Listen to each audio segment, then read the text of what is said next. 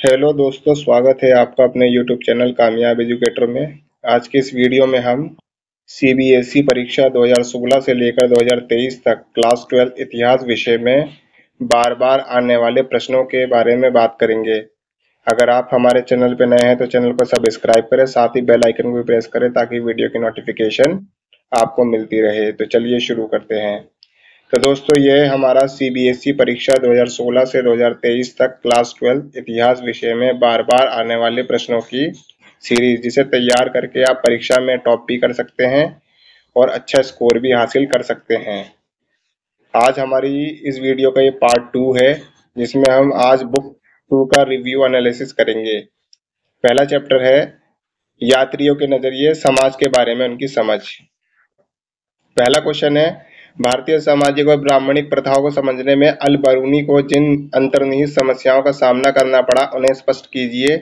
उसका समर्थन में दिए गए किन्हीं दो स्रोतों का उल्लेख कीजिए। तो एनुअल एग्जाम 2016 के पेपर में प्रश्न आया हुआ है और इसमें आपको अल बरूनी द्वारा भारतीय समाज के बारे में क्या बताया गया था उसके बारे में बताना है। अगले प्रश्न को देखते हैं। इब्न बतूता ने भारतीय उपमहाद्वीप के शहरों को लोगों के लिए व्यापक अवसर से भरपूर पाया। दिल्ली शहर के संदर्भ में इस कथन की व्याख्या कीजिए। तो एनुअल एग्जाम 2018 के पेपर में प्रश्न आया हुआ है और इब्न बतूता ने मुगल कालीन शहरों के बारे में क्या बताया था उसके बारे में आपको बताना है। अगले प्रश्न को देखते हैं। भारतीय जाति व्यवस्था में सन्निहित सामाजिक पवित्रता की धारणा प्रकृति के नियमों के विरुद्ध थी। अल बरूनी के इस कथन का विश्लेषण कीजिए। तो जाति प्रथा के बारे में अल बरूनी ने जो बताया है उसके बारे में इस प्रश्न में आपको बताना है। एनुअल एग्जाम 2018 में प्रश्न आया हुआ है। अगले प्रश्न की ओर चलते हैं। अल बरूनी की किताब किताबुल हिंद को एक विस्तृत ग्रंथ क्यों माना जाता है? तो एनुअल एग्जाम 2019 के पेपर में प्रश्न आया हुआ है और इसमें आपको किताबुल हिंद के बारे में बताना है। अगले प्रश्न की ओर बढ़ते हैं। भारत में भूस्वामित्व के संदर्भ में बर्नियर के दिए गए विवरण का वर्णन कीजिए और इन विवरणों के 18वीं शताब्दी से पश्चिमी विचारकों पर प्रभाव का वर्णन कीजिए। तो एनुअल एग्जाम 2019 के पेपर में प्रश्न आया हुआ है और भूस्वामित्व के बारे में फ्रांसवा बर्नियर ने जो बताया था उसके बारे में आपको बताना है। अगले प्रश्न की ओर बढ़ते हैं। भारतीय उपमहाद्वीप में अल बरूनी के अनुभवों का वर्णन कीजिए। तो एनुअल एग्जाम 2019 के पेपर में प्रश्न आया हुआ है और ये प्रश्न आपको दूसरी बार रिपीट देखने को मिल रहा है। अगले प्रश्न की ओर बढ़ते हैं। भारतीय उपमहाद्वीप में महिलाओं की स्थिति पर इब्न बतूता और फ्रांसवा बर्नियर के दृष्टिकोण का वर्णन कीजिए। तो एनुअल एग्जाम 2019 के पेपर में प्रश्न आया हुआ है और इसमें आपको महिलाओं के ऊपर इब्न बतूता और फ्रांसवा बर्नियर के विचारों के बारे में बताना है। अगले प्रश्न की ओर बढ़ते हैं। मुगलों के भूस्वामित्व पर बर्नियर के विचारों का वर्णन कीजिए। तो एनुअल एग्जाम 2019 के पेपर में प्रश्न आया हुआ है और ये प्रश्न आपको दूसरी बार रिपीट देखने को मिल रहा है। अगले प्रश्न की ओर बढ़ते हैं। भारत में संचार प्रणाली का वर्णन इब्न बतूता ने किस प्रकार किया है, स्पष्ट कीजिए। कंपार्टमेंट और एनुअल एग्जाम 2020 के पेपर में दो बार ये प्रश्न आया हुआ है और इसमें आपको इब्न बतूता के संचार प्रणाली के बारे में बताना है। अगले प्रश्न की ओर बढ़ते हैं। भारतीय उपमहाद्वीप को समझने में अल बरूनी के सामने आई बाधाओं की व्याख्या कीजिए। तो एनुअल एग्जाम 2020 के पेपर में प्रश्न आया हुआ है और ये प्रश्न आपको दूसरी बार देखने को मिल रहा है। अगले प्रश्न की ओर बढ़ते हैं। भारतीय इतिहास के मध्यकाल के दौरान दक्षिण भारत के शहरों की मुख्य विशेषताओं की परख कीजिए। तो एनुअल एग्जाम 2020 के पेपर में प्रश्न आया हुआ है और मुगल कालीन समय में दक्षिण भारत के शहरों की विशेषताओं के बारे में आपको बताना है। अगले प्रश्न की ओर बढ़ते हैं। स्पष्ट कीजिए कि अल बरूनी ने कैसे कहा कि जाति व्यवस्था में सन्निहित पवित्रता की अवधारणा प्रकृति के नियमों के विरुद्ध थी। तो एनुअल एग्जाम 2020 के पेपर में प्रश्न आया हुआ है और ये प्रश्न आपको दूसरी बार रिपीट देखने को मिल रहा है। अगले प्रश्न की ओर बढ़ते हैं। अल बरूनी की किताब उल हिंद की विशिष्ट विशेषताओं की व्याख्या कीजिए। तो एनुअल एग्जाम 2023 के पेपर में प्रश्न आया हुआ है और ये प्रश्न आपको दूसरी बार रिपीट देखने को मिल रहा है। अगले प्रश्न की ओर बढ़ते हैं। इब्न बतूता द्वारा रचित रिहाला की किन्हीं 3 विशेषताओं की व्याख्या कीजिए। तो एनुअल एग्जाम 2023 के पेपर में प्रश्न आया हुआ है और इब्न बतूता की पुस्तक रिहाला की 3 विशेषताओं के बारे में आपको बताना है। अगले प्रश्न की ओर बढ़ते हैं। भारतीय उपमहाद्वीप में इब्न बतूता द्वारा देखी गई किन्हीं 3 चीजों की व्याख्या कीजिए। तो एनुअल एग्जाम 2023 के पेपर में प्रश्न आया हुआ है और ये प्रश्न आपको तीसरी बार रिपीट देखने को मिल रहा है। तो दोस्तों, बढ़ते हैं अपने अगले चैप्टर की ओर। भक्ति सूफी परंपरा, धार्मिक विश्वास में बदलाव और श्रद्धा ग्रंथ।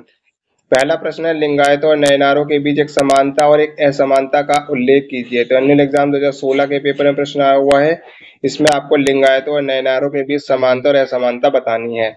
अगले प्रश्न की ओर बढ़ते हैं। बेशरिया और बाशरिया सूफी परंपराओं के बीच एक अंतर और एक समानता का उल्लेख कीजिए। तो एनुअल एग्जाम 2016 के पेपर में प्रश्न आया हुआ, इसमें आपको बेशरिया और बाशरिया में अंतर बताना है। अगले प्रश्न में बढ़ते हैं। कबीर पहले और आज भी इन लोगों के लिए प्रेरणा का स्रोत है जो सत्य की खोज में रूढ़िवादी सामाजिक संस्थाओं और विचारों का प्रभाववाचक दृष्टि से देखते हैं, स्पष्ट कीजिए।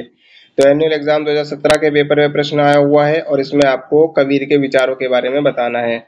अगले प्रश्न की बढ़ते हैं। इस्लाम और उसके सिद्धांतों का पूरे उपमहाद्वीप में दूर दराज तक फैला हुआ कथन को स्पष्ट कीजिए। तो एनुअल एग्जाम 2017 के पेपर में प्रश्न आया हुआ है और इसमें आपको इस्लाम के सिद्धांतों के बारे में बताना है। अगले प्रश्न की बढ़ते हैं। गुरु नानक देव और संत कबीर के विचारों की निर्गुण भक्ति के संदर्भ में व्याख्या कीजिए। कंपार्टमेंट एग्जाम 2019 के पेपर में प्रश्न आया हुआ है, इसमें आपको गुरु नानक देव और संत कबीर के विचारों के बारे में बताना है। अगले प्रश्न की बढ़ते हैं। चिश्तिया ने भारतीय भक्ति परंपरा की अनेक विशेषताओं को सम्मिलित करते हुए स्थानीय परिवेश में किस प्रकार सफलतापूर्वक ढाला, स्पष्ट कीजिए। कंपार्टमेंट एग्जाम 2019 के पेपर में प्रश्न आया हुआ है, इसमें आपको चिश्ती सिलसिले की विशेषताओं के बारे में बताना है। अगले प्रश्न के बढ़ते हैं। बाबा गुरु नानक की मुख्य शिक्षाओं का वर्णन कीजिए। तो एनुअल एग्जाम 2019 के पेपर में प्रश्न आया हुआ है और इसमें आपको गुरु नानक की शिक्षाओं के बारे में बताना है।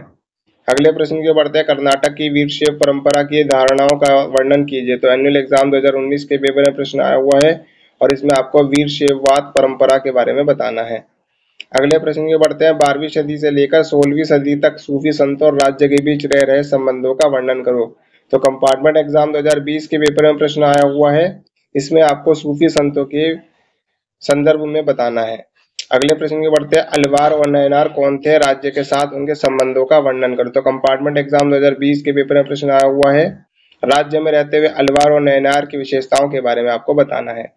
अगले प्रश्न के बढ़ते हैं। बाबा गुरु नानक की शिक्षाओं का वर्णन करो या कबीर की मुख्य शिक्षाओं का वर्णन करो। तो कंपार्टमेंट एग्जाम 2020 के पेपर में प्रश्न आया हुआ है और ये प्रश्न आपको दूसरी बार रिपीट देखने को मिल रहा है।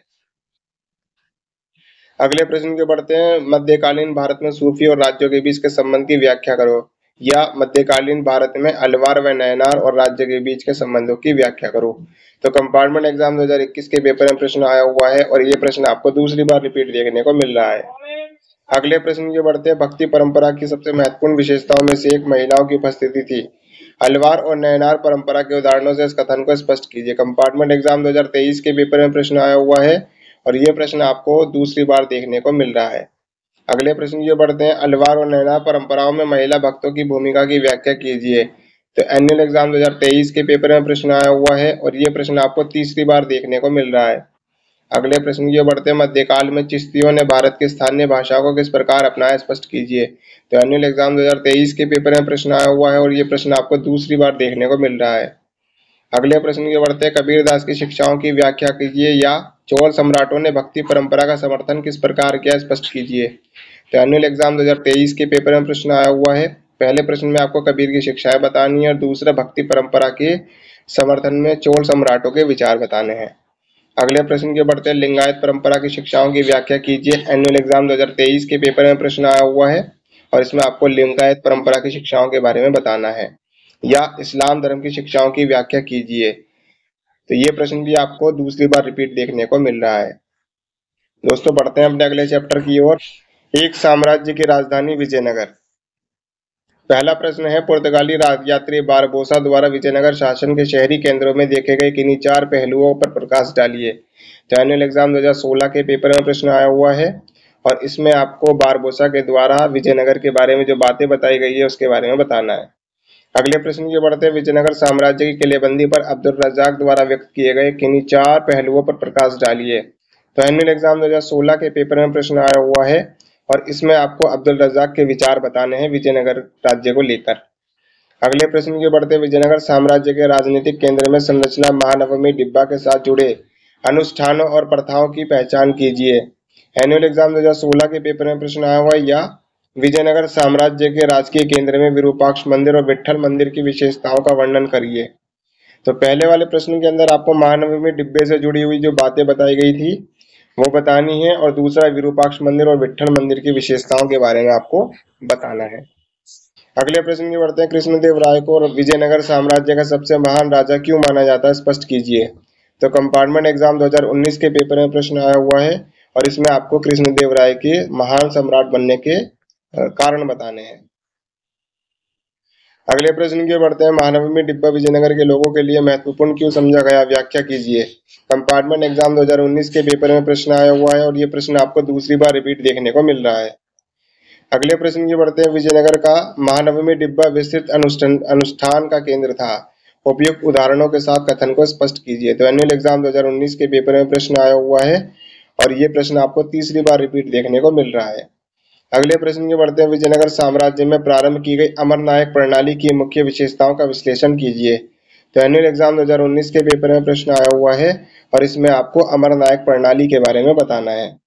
अगले प्रश्न की बढ़ते हैं। किलेबंदी की दीवारें ने न केवल विजयनगर के शहर को अपितु कृषि में प्रयुक्त आसपास के क्षेत्रों और जंगलों को भी घेरा था। इस कथन के प्रकाश में किलेबंदी के महत्व की व्याख्या कीजिए या विजयनगर के शहर के लिए जल के स्रोतों की व्याख्या कीजिए और इसके साथ ही साम्राज्य के व्यापार के विकास को स्पष्ट कीजिए। तो एनुअल एग्जाम 2020 के पेपर में प्रश्न आया हुआ है। पहले प्रश्न में किलेबंदी के बारे में बताना है और दूसरे प्रश्न में जल स्रोतों के बारे में बताना है।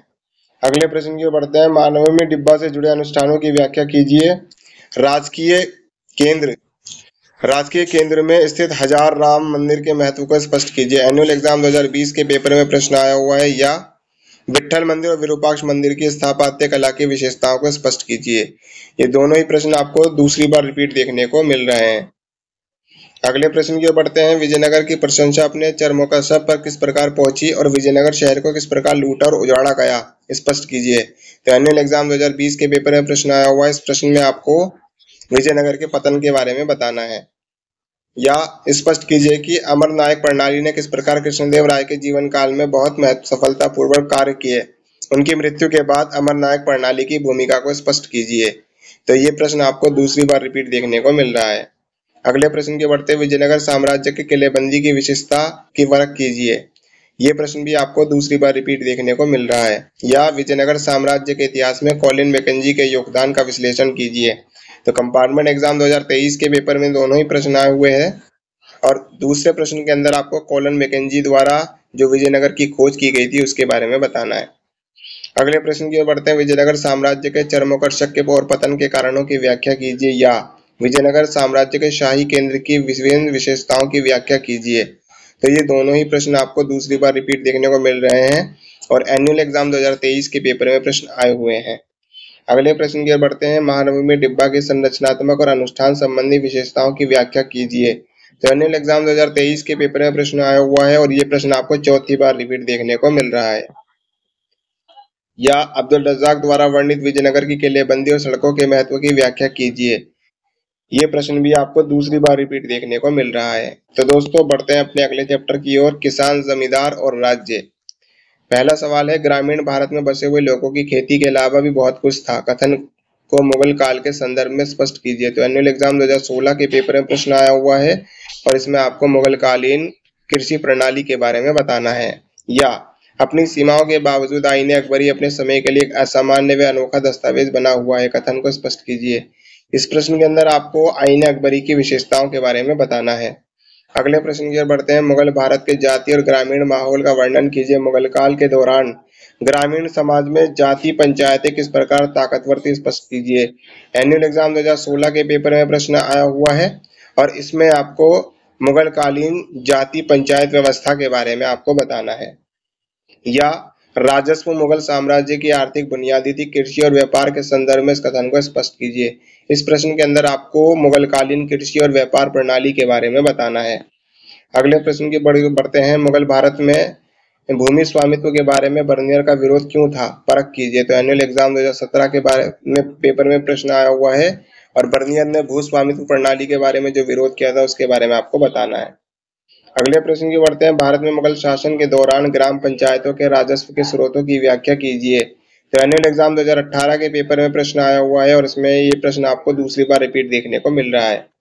अगले प्रश्न की ओर बढ़ते हैं। मुगल साम्राज्य में शाही परिवार की महिलाओं द्वारा निभाई गई भूमिका की व्याख्या कीजिए। तो एनुअल एग्जाम 2018 के पेपर में प्रश्न आया हुआ है और इसमें आपको मुगल साम्राज्य की शाही महिलाओं की भूमिकाओं के बारे में बताना है। अगले प्रश्न की ओर बढ़ते हैं। मुगल साम्राज्य में ग्राम पंचायतों की भूमिका की परख कीजिए। तो कंपार्टमेंट एग्जाम 2019 के पेपर में प्रश्न आया हुआ है और ये प्रश्न आपको तीसरी बार रिपीट देखने को मिल रहा है। अगले प्रश्न की ओर बढ़ते हैं। 16वीं और 17वीं शताब्दी में मुगलों द्वारा भारत में बनाए गए शहरों के किन्हीं दो चारित्रिक लक्षणों का उल्लेख कीजिए। तो एनुअल एग्जाम 2019 के बारे में पेपर में प्रश्न आया हुआ है और इसमें आपको मुगल कालीन स्थापत्य कला के बारे में बताना है। अगले प्रश्न की ओर बढ़ते हैं। अकबर ने सोच समझकर फारसी को दरबार की मुख्य भाषा बनाया, इस कथन की परख उनके द्वारा किए गए प्रयासों के साथ कीजिए। तो एनुअल एग्जाम 2019 के पेपर में प्रश्न आया हुआ है और इसमें आपको मुगल कालीन भाषा प्रणाली के बारे में बताना है। या मुगल शक्ति का सुस्पष्ट केंद्र बादशाह का दरबार था, उपयुक्त तर्कों के साथ इन कथनों का न्याय संगत ठहराइए। तो इसमें आपको मुगल कालीन दरबार के बारे में बताना है। अगले प्रश्न की ओर बढ़ते हैं। 16वीं और 17वीं सदी में कृषि इतिहास को समझने में ऐतिहासिक ग्रंथ आईन अकबरी किस प्रकार एक प्रमुख स्रोत है? व्याख्या कीजिए। इसके साथ इस काल में प्रयुक्त सिंचाई और तकनीकी के तरीकों को भी स्पष्ट कीजिए। तो एनुअल एग्जाम 2019 के पेपर में प्रश्न आया हुआ है। इसमें आपको आईन अकबरी द्वारा में बताई गई भू राजस्व प्रणाली और सिंचाई प्रणाली के बारे में जो बताया गया वो बताना है और ये प्रश्न आपको दूसरी बार रिपीट देखने को मिल रहा है। अगले प्रश्न की ओर बढ़ते हैं। 16वीं और 17वीं सदी के दौरान भारत में जमींदारों द्वारा निभाई गई भूमिका की व्याख्या कीजिए। इस ये प्रश्न भी आपको दूसरी बार रिपीट देखने को मिल रहा है। अगले प्रश्न की ओर बढ़ते हैं। मुगल कालीन प्रशासन की मुख्य विशेषताओं का वर्णन कीजिए। कंपार्टमेंट एग्जाम 2022 के पेपर में प्रश्न आया हुआ है और इसमें आपको मुगल कालीन प्रशासनिक व्यवस्था के बारे में बताना है। या मुगल के शाही घरानों की मुख्य विशेषताओं का वर्णन करो। इस प्रश्न के अंदर आपको मुगलों के शाही घरानों के बारे में बताना है। अगले प्रश्न की ओर बढ़ते हैं। अबू फजल कौन था? अकबरनामा को उसके महत्वपूर्ण योगदानों में से एक क्यों माना जाता है? स्पष्ट कीजिए। तो एनुअल एग्जाम 2022 के पेपर में प्रश्न आया हुआ है और इसमें आपको अबू फजल द्वारा अकबरनामा जो लिखा गया है उसकी विशेषताओं के बारे में बताना है। या मुगल साम्राज्य में शाही अधिकारियों को दरबारी इतिहासकारों ने फूलों के गुलदस्ते के रूप में क्यों वर्णित किया है? व्याख्या कीजिए। तो इसमें आपको मुगल कालीन जो शाही अधिकारी थे उनके योगदान और कार्यों के बारे में बताना है। अगले प्रश्न की ओर बढ़ते हैं। मुगल ग्रामीण समाज में जमींदारों को मिलने वाली सामाजिक और आर्थिक सुविधाओं की व्याख्या कीजिए। कंपार्टमेंट एग्जाम 2023 के पेपर में प्रश्न आया हुआ है और ये प्रश्न आपको दूसरी बार रिपीट दिखने को मिल रहा है। अगले या मुगल भारत के ग्रामीण समाज को गांव के मुखिया की सहायता से पंचायत द्वारा नियंत्रित किया जाता है, कथन की व्याख्या कीजिए। ये प्रश्न भी आपको चौथी बार रिपीट देखने को मिल रहा है। अगले प्रश्न की बढ़ते हैं। मुगल ग्रामीण समाज में महिलाओं के जीवन की व्याख्या कीजिए। कंपार्टमेंट एग्जाम 2023 के पेपर में प्रश्न आया हुआ है और ग्रामीण महिलाओं के जीवन के बारे में आपको बताना है। या भू राजस्व मुगल साम्राज्य की आर्थिक बुनियाद थी, इस कथन की व्याख्या कीजिए। ये प्रश्न आपको दूसरी बार रिपीट देखने को मिल रहा है। अगले प्रश्न की बढ़ते हैं। आईन अकबरी की विशेषताओं की व्याख्या कीजिए। कंपार्टमेंट एग्जाम 2023 के पेपर में प्रश्न आया हुआ है और इसमें ये प्रश्न भी आपको दूसरी बार रिपीट देखने को मिल रहा है। या मुगल काल में जंगल में रहने वाले लोगों के जीवन की व्याख्या कीजिए। इसमें आपको आदिवासी लोगों के जीवन के बारे में बताना है। तो दोस्तों ये था हमारा सीबीएसई परीक्षा 2016 से 2023 तक क्लास 12 इतिहास विषय में बार बार आने वाले प्रश्नों की सीरीज। ऐसी और भी सीरीज देखने के लिए आप हमारे चैनल को लाइक करें, शेयर करें, सब्सक्राइब करें, साथ ही बेल आइकन को भी प्रेस करें ताकि वीडियो की नोटिफिकेशन आपको मिलती रहे। मिलते हैं इसके अगले तीसरे पार्ट पे। धन्यवाद।